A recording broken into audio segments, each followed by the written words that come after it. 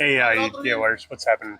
Hey, so today we're working on a house here that is my daughter's house, a little over 100 years old. Uh, we got all kinds of stuff going on here. We got to get a new roof put on it. That's definitely something I'm not going to do anymore. I cannot walk those roofs anymore. But what we're working on right now is we're trying to get some siding stuff done today. And we got a guy coming tomorrow that's actually going to do a spray and insulation. We've been working on trying to get the siding and stuff done, and I can kind of show you kind of what the back of the house kind of looks like. This is what kind of what the is going to eventually look like. But right now, we're going to take off some of the siding here. We're going to actually put a hole in here, and then they're actually going to put in spray and insulation. So we're going to start taking this stuff off, and we'll get busy on that.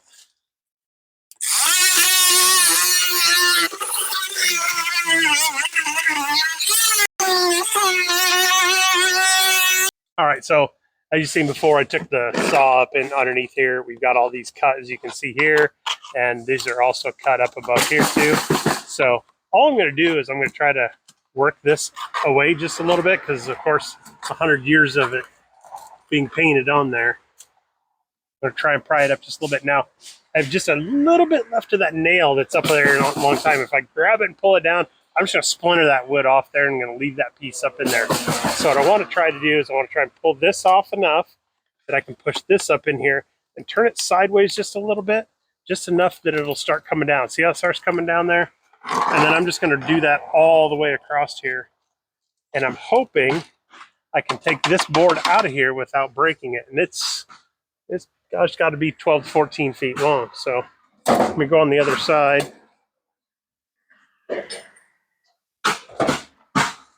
So this board right here, you can almost, I don't know, maybe you can hear it pop on there. And, you know, so right there.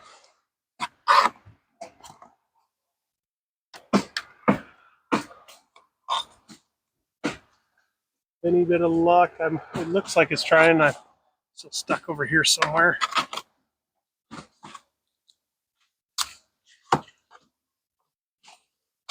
There we go. Look at there. See there? And that whole piece came out of there just fine. So now, set this down. And I think I've got everything measured out that this is just right below the ceiling above. And of course, I'm still keeping my 3 to 4 feet between each piece I take off. And then the insulator guy said, he says, all I need is a half-inch hole. So I got a half-inch spade bit here, and I'm just going to go up here and drill in some holes. And these are just between each one of the studs, and you can see where they're nailed in. So that's exactly what I'm going off of. Right back.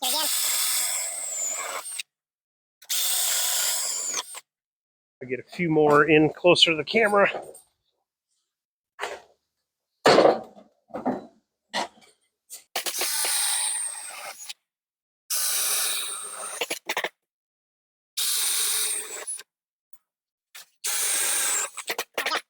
So I'll work my way the rest of the way across the house, and like I said, then tomorrow we'll be ready for the guy to come in, spraying some siding or some foam.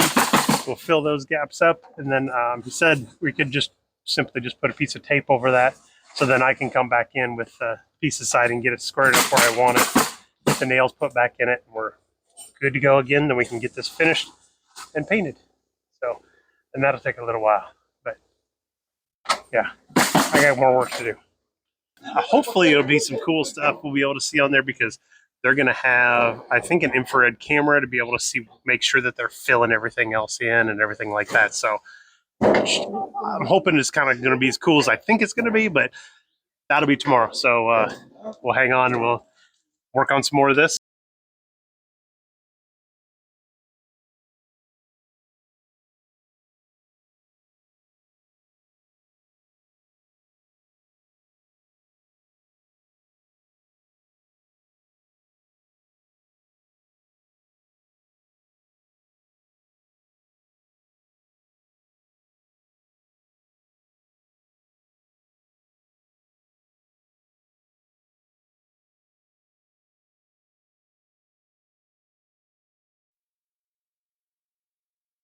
All right, so we are getting ready to get going here.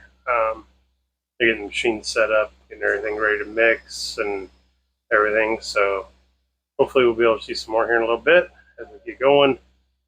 But day 2, let's do this. All right, so here we're getting starting to see them. They're starting to put some foam in the walls here, trying to adjust to how many seconds it actually takes to kind of fill up those areas. And he knows he's got this thing filled up because if you look back into these holes, you can kind of see that spray foam has already filled up those holes on the inside. So it's really kind of an adjustment, trying to make sure you got the right amount of seconds that you're filling these up. And sometimes, you got some adjustments to make and you fill up a little bit too much and it doesn't have anywhere to go but out. So we got some little cleanup to do now.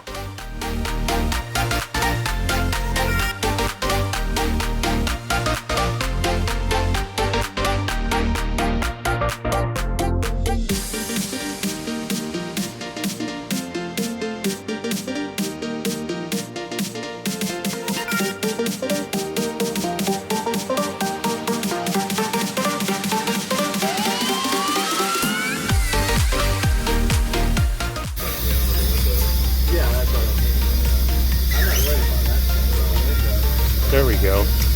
So that was a shot from inside. Looking at the foam, that bright spot right there is the foam actually changing temperature and setting up. All right, so we're kind of getting a little bit rained out, so I'm not going to be able to finish everything up today. But as you can see, you can look up here, you can kind of see the little yellow marks in the black areas. Those are where we filled up with insulation.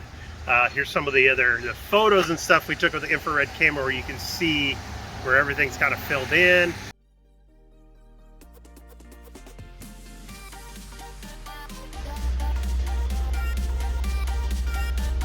Yeah. That is awesome, and should be good to go. Now it's just up to us to get back there, get the siding put back together, and get this thing painted up and sealed up. Hey, alrighty, so we're gonna close this thing out. We're gonna show you or tell you a couple little things of why we did what we did. First of all, the foam we used 1/2 pound open cell insulation, and we also, this should hopefully give us somewhere around a 12 to 16 R value for insulation on the house, which is way more than this house ever had before.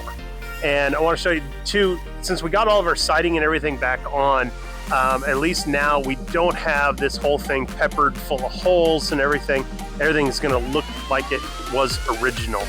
A couple of the little things that we did run into, I want to show you a couple photos.